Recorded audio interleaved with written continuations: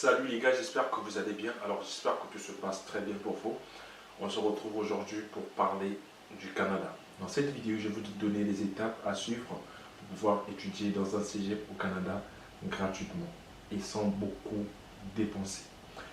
Restez jusqu'à la fin de cette vidéo, c'est très important et c'est vraiment crucial pour la réussite de votre projet d'étudier au Canada. On se retrouve après le générique pour notre vidéo.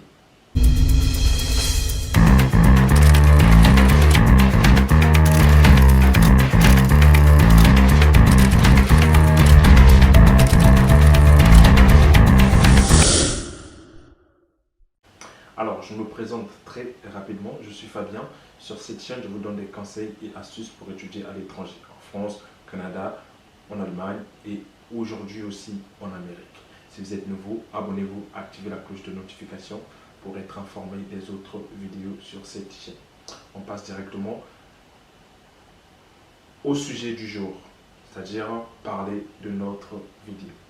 Alors, il faut savoir que pour étudier au Canada, tout court, pour étudier dans un cégep au Canada, il y a beaucoup d'étapes à suivre. Donc avant de pouvoir même envoyer votre demande d'admission, vous avez quelques petites choses à faire qui sont très importantes pour la réussite de votre demande. Il faut savoir que vous pouvez aujourd'hui faire tout, envoyer dans le même jour, mais ce n'est pas garanti votre acceptation. Donc, pour pouvoir obtenir une admission qui va vous permettre ensuite d'obtenir le permis d'études, le visa, tout ce que vous voulez, il faut suivre les étapes que je vais vous citer dans cette vidéo. La première étape, c'est de trouver sa voie. Alors, pour étudier au Canada ou encore dans n'importe quel pays, vous devez trouver votre chemin. Et quand vous trouvez votre chemin, ne le changez pas, pour rien au monde. Première des choses, trouver son chemin, ça veut dire simplement trouver sa formation. Quand vous êtes dans votre pays, que ce soit dans le pays où vous êtes actuellement en France, au Cameroun, au Sénégal ou encore dans d'autres pays, vous avez fait des études, vous avez suivi des formations qui sont aujourd'hui bien intéressantes. Et il y a une raison pour laquelle vous avez suivi ces formations-là. Donc, pour trouver votre chemin pour l'avenir au Canada, il faut chercher au maximum à faire un lien entre la formation que vous avez suivie dans votre pays et la formation que vous allez suivre au Canada. C'est ça qui fait la différence. Donc, le projet commence par là.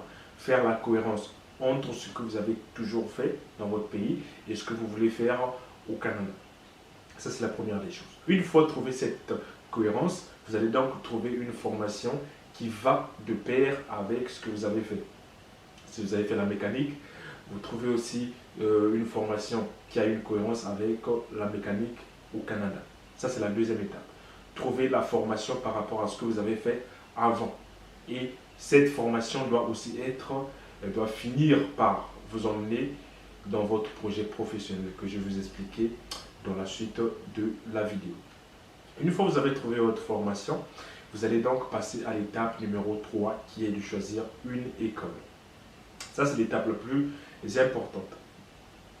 Tu choisis, donc tu identifies ce que tu veux faire, tu choisis une formation par rapport à ce que tu veux faire, tu choisis une école qui peut te former par rapport à ce que tu peux faire ou ce que tu veux faire.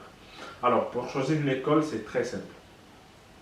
Vous n'êtes pas obligé de choisir là où vous connaissez des gens, là où il y a des gens ou encore des écoles que vous connaissez tout court. Vous choisissez et vous choisissez des écoles par rapport à votre formation. Je vous donne un exemple. Aujourd'hui, moi, je suis ingénieur en génie civil, par exemple, et que je vais étudier au Canada. Donc, ce que je vais faire, c'est que je trouve une formation au-delà de l'ingénierie. C'est-à-dire que j'ai déjà un diplôme d'ingénierie et je vais voyager au Canada. Trouver une formation en génie civil qui est bénéfique pour moi et qui est compréhensible. C'est-à-dire quand je vais présenter mon projet, ils vont voir que oui, j'y suis ingénieur, mais cette formation a quand même de l'importance pour mon cursus. Il faut retrouver cette formation. Vous allez donc taper cette formation sur Internet. C'est très facile à trouver. Et par rapport à votre recherche, on va vous proposer des écoles au Canada qui forment dans cette formation. Vous allez donc choisir ces écoles-là. Vous notez sur le carnet. Vous notez toutes les écoles que vous allez trouver. Et vous allez aller faire les demandes pour les écoles. Si vous avez 20 écoles et que vous ne pouvez pas payer les frais de dossier pour chaque école, et vous sélectionnez les écoles qui vous paraissent le mieux pour vous. Et postulez dans ces écoles-là. Pour savoir des écoles mieux, c'est simplement des recherches. Appelez les gens comme moi, les gens qui font des vidéos sur Internet, ou encore les gens qui sont passés par là, vos amis, vos connaissances, les connaissances de vos connaissances. C'est très important. Ça, c'est la quatrième étape. Trouver une école. Une fois que vous avez trouvé une école, vous allez donc aller dans les conditions d'admission de cette école. Vous avez trouvé qu'est-ce que cette école demande pour pouvoir étudier chez eux. Il y a beaucoup de critères. On va vous demander des tests de langue, on va vous demander des équivalences des diplômes, on va vous demander des notes qui sont bien. Et par rapport à ça, vous allez donc adapter votre profil par rapport à tout ce qui est demandé. Tout ce qui est demandé s'appelle critères d'admission. Vous allez dans les critères d'admission, on vous demande des tests de langue. Vous allez donc aller faire un test de langue. Comment faire un test de langue? C'est très simple. Les tests de langue pour étudier au Canada, dans la plupart des cas, se font en ligne. Il ne faut pas confondre. Chaque école demande la catégorie du test de langue. Donc, rassurez-vous de savoir quelle est la catégorie de test de langue que demande cette école. Et par rapport à ça, vous allez donc passer votre test. Et oui, le test peut être payant. Dans la plupart des cas, je dirais même que tous les tests pour étudier au Canada sont payants. Même en France, c'est pareil. Donc, vous allez trouver les centres de tests de langue que vous pouvez vous inscrire. Vous allez chercher l'argent nécessaire pour pouvoir vous inscrire. Si vous n'avez pas d'argent pour l'instant, prenez le temps de travailler, de trouver. Quand je vous parle d'argent, ce n'est pas pour aller payer une agence, parce que ça ne sert à rien. Moi, je coach les gens, je donne des conseils aux gens pour étudier, je fais du coaching. Des fois, les gens, ils me payent pour ça. Je n'ai pas honte de le dire, mais je vous dis que c'est mieux que payer une agence. C'est-à-dire payer quelqu'un comme moi pour te coacher, pour être là, pour répondre à tes appels, pour faire tout. C'est mieux que payer une agence. Les agences, oui, c'est pas, je ne veux pas dénigrer ici des agences, mais voilà, c'est pas pour vous. Parce que ça vous demande beaucoup d'argent et dans la plupart des cas, vous n'avez pas de moyens. C'est ça. Trouvez l'argent nécessaire, faire votre test. Une fois que vous avez fait votre test, vous avez accompli tout ce qu'on vous demande, vous allez donc aller sur Internet, vous tapez le nom de cette université, vous allez voir leur site Internet, vous allez sur leur site Internet, vous allez trouver quelque part, c'est écrit faire la demande d'admission. Vous allez donc faire votre demande d'admission. La demande d'admission, on va vous donner nom, on va vous demander nom, prénom, numéro de la carte d'identité, passeport, tout ce que vous voulez. On va encore vous demander autre chose, enfin des choses que vous avez, des choses banales. Je ne vois pas pourquoi vous allez payer des agences pour ça, parce que c'est des choses que vous avez. On va vous demander votre niveau d'études, qu'est-ce que vous faites dans la vie actuellement, et voilà, quels sont les diplômes que vous avez. Vous allez remplir tout ça. Vous allez arriver à l'étape d'envoyer et confirmer votre dossier. Et là, on va vous demander de payer les frais de dossier. Vous allez payer les frais de dossier. Donc, je vous explique les choses à payer. Quand je vous parle d'étudier gratuitement, ce n'est pas vraiment gratuitement, mais ça vous épargne de payer une agence. Le reste, vous allez payer tel que votre billet d'avion, ça c'est sûr, c'est évident. Vous allez payer vos frais de traitement de dossier, c'est sûr, c'est évident. Vous allez payer les frais pour passer un test de langue, ça c'est sûr, c'est évident. Mais ce sont des frais abordables. Mais pour les agences, c'est dans la plupart des cas beaucoup exagéré. Ça, vous n'aurez pas besoin de payer tout ça. Donc une fois que vous avez payé les frais de traitement de dossier, vous envoyez votre dossier, ils vont traiter votre dossier et vous renvoyez le dossier accepté ou refusé. Dans la plupart des cas, vous allez recevoir une demande acceptée si vous avez bien fait les choses.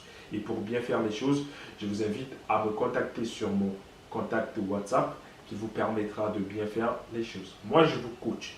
Je suis un coach qui vous coach dans la mesure du possible. Ce que vous ne pouvez pas faire, je fais à votre place. Ou ce que vous avez simplement des doutes, je réponds à vos questions. Et comme le temps est précieux, du coup, je vous facture un petit peu des frais pour ça. Ce n'est pas méchant. Ce n'est pas quelque chose que vous n'arriverez jamais à payer. C'est quelque chose abordable pour tous. Parce que moi, je l'ai fait. J'ai payé des gens pour ça. Aujourd'hui, je suis là. Et c'est comme ça. C'est le système. Ça marche comme ça. Gratuit, ça n'existe pas. Mais donner quelque chose en retour, ça rassure vous, ça me rassure à moi. Donc, une fois que vous avez ça, vous recevez votre admission, envoyez en ligne. Vous allez donc prendre votre admission et passer à l'étape suivante, l'étape qui est la plus importante pour les procédures. C'est l'étape d'aller demander le permis d'études ou encore ce qu'on appelle le visa. Pour ça, vous avez besoin de beaucoup de choses, comme un garant au Canada, un garant en Afrique qui a des biens, qui a beaucoup, enfin, pas beaucoup d'argent, mais qui a des moyens pour pouvoir supporter vos études au Canada. Je pense que la vidéo, elle va être très longue. On va s'arrêter là pour cette première vidéo. Dans la deuxième des choses, je vous ferai une deuxième vidéo où je vous explique les étapes suivantes à suivre pour pouvoir demander un permis d'études ou autre. Avec cette vidéo déjà, vous pouvez faire ce qui est nécessaire. Vous pouvez déjà vous lancer dans la procédure et faire les choses bien. Donc, là, ça n'engage que vous. Si vous voulez vous lancer, c'est maintenant.